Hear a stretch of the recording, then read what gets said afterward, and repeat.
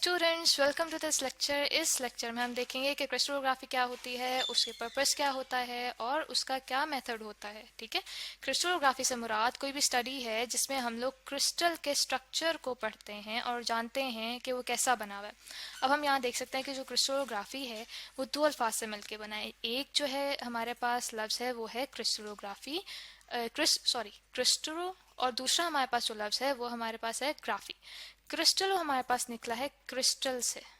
ठीक है, मैंने जैसा अभी आपको बताया था कि क्रिस्टल की स्टडी, तो ये जो हमारे पास लफ्ज़ है वो है क्रिस्टल। और क्रिस्टल हमें पता है कि एक ऑर्डर्ड अरेंजमेंट को कहते हैं एटम्स की, यानी कि हमारे पास कोई ऐसा सॉलिड जिसके अंदर जो एटम है, ठीक है, उसको बार बार एक ख़ास लेंथ के बाद, एक ख़ास एंगल के बाद रिपीट किया जाए तो यूँ हमारे पास एक ऑर्डर्ड अरेंजमेंट वजूद में आती है और उसे हम कहते हैं कि हमारे पास एक क्रिस्टल वजूद में आया है। ठीक है, और जो ग्राफी है उसका मतलब होता है कि हम किसी भी चीज़ को डिस्क्राइब करें, यानी कि हम कह सकते हैं कि डिस्क्रिप्शन किसी भी चीज़ की।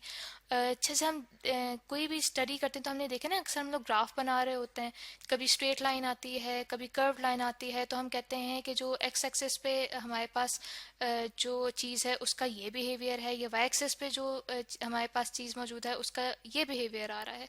तो इसी तरह हम कहते हैं कि जो क्रिस्टलोग्राफी है वो इन दो अल्फाज से मिलकर हमें ये बताती है कि किसी भी क्रिस्टल की जो डिस्क्रिप्शन है उसके स्ट्रक्चर की, वो क्रिस्टलोग्राफी है। और जो बंदा क्रिस्टलोग्राफी करके किसी भी स्ट्रक्चर का, जो हमारे किसी भी क्रिस्टल का स्ट्रक्चर हमें पता चला के देता है, वो कहलाता है क्रिस्टलोग्राफर।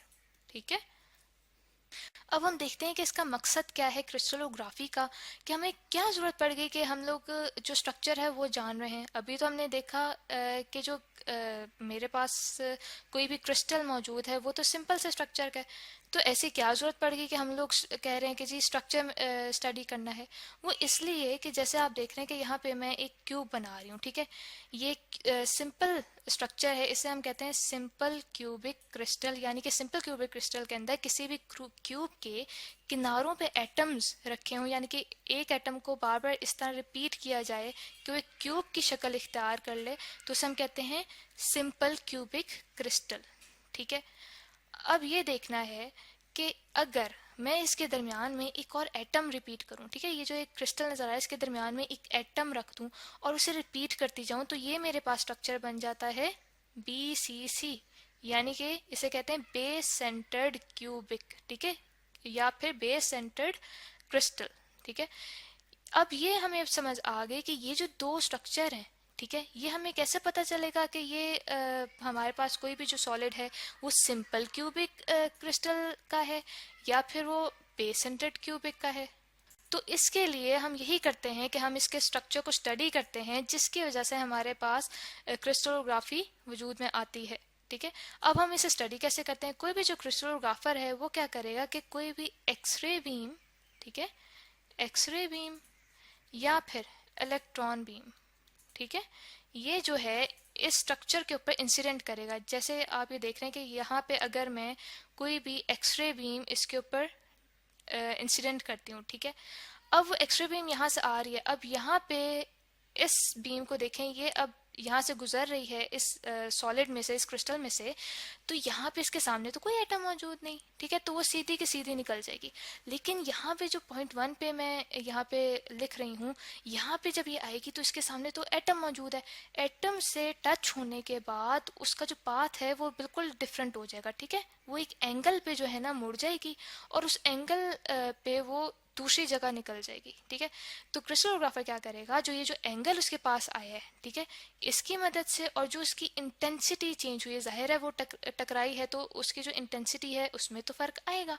तो इन दोनों चीज़ों को लेके वो जो क्रिस्टलोग्राफर है फॉर्मूलाज यूज करके वो एक 3 डायमेंशनल एक स्ट्रक्चर बनाता जाता है। ठीक है, अब जैसे हमने देखा कि यहाँ पे जब बीम टकराई तो उसके पास जो स्ट्रक्चर बनेगा स्क्रीन के ऊपर, उसमें यहाँ पे एक उसके पास एटम शो हो जाएगा। ठीक है, दूसरी जगह कोई बीम ने कहीं पे टच नहीं किया तो यहाँ पे खाली जगह रहेगी उसके पास। फिर दूसरी जगह टच करेगा तो वहाँ पे उसके पास एक जो इलेक्ट्रॉन है उसकी जगह का उसे पता चल जाएगा। करते करते सेम टू सेम उसके पास एक स्ट्रक्चर ड्रॉ हो जाएगा, जिससे उसे पता चलेगा कि ये जो स्ट्रक्चर है, ये जो क्रिस्टल है, इसका जो अरेंजमेंट है वो उसके पास सिंपल क्यूबिक है या फिर बेस सेंटर्ड क्यूबिक है। अच्छा, ये कॉन्सेप्ट थोड़ा सा समझने में मुश्किल होता है कि अच्छा बीम जा रही है और वो टच कर रही है उस इलेक्ट्रॉन को, तो हमें पता चल रहा है वहाँ पे एक इलेक्ट्रॉन मौजूद है।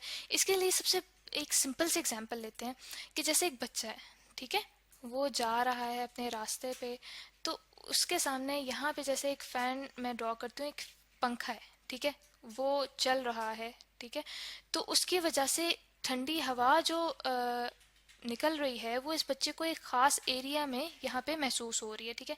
ये बच्चा इस ख़ास एरिया में, यहाँ पे जैसे मैं ड्रॉ कर रही हूँ, इस ख़ास एरिया से ऊपर या नीचे दोनों तरफ जब जाएगा तो उसे महसूस होगा कि यहाँ इन दो पॉइंट्स पे, ये पॉइंट 1 और पॉइंट 2, इन दो पॉइंट्स पे तो गर्मी है, लेकिन इस खास एरिया में एक ठंडक मौजूद है इस पंखे की वजह से, ठीक है। यानी कि वो कह पाएगा कि इस खास एरिया में ही इस पंखे का असर मौजूद है। इसी तरह से जो एक्सरे बीम है या फिर इलेक्ट्रॉन बीम है, ये यही काम करती हैं कि वे पता चलाते हैं इस खास एरिया में उन्हें कुछ महसूस हुआ जिसकी वजह से उनका एंगल चेंज हुआ, और आगे ऊपर या नीचे जहाँ पे इलेक्ट्रॉन मौजूद नहीं था, जहाँ पे सॉरी एटम मौजूद नहीं था, वहाँ पे उन्हें कुछ नहीं हुआ। तो इस तरह से हमें पता चला कि जो हमारा क्रिस्टल का स्ट्रक्चर है वो कैसा है। सो स्टूडेंट्स, आई होप कि आपको क्रिस्टलोग्राफी और उसके मकासद और उसके मेथड्स का कॉन्सेप्ट अच्छी तरह से क्लियर हो गया होगा।